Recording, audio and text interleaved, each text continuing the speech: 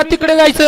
बोधेगावची बुलंदी तोप शाहूरावजी खंडागळे यांचं आगमन झालेलं आहे. सुटला त्यांचे या ठिकाणी गाड्या सुटल्या बनवले. भव्य आणि दिव्य अशा बालम टाकळी मैदानातील गाडी क्रमांक 11 सुटला आणि 11 मध्ये लढत चालू आहे. कोण बाजी मारतोय 11 मध्ये? सुंदर अशा गाड्या पळतात आणि सुंदर गाड्यामध्ये सुंदर अशी पड्याल गाडी पळते. अतिशय सुंदर आणि निर्वाद वर्चस्व. वंचित आघाडीचे नेते शाहूरावजी खंडागळे यांचा या ठिकाणी सत्कार आहे.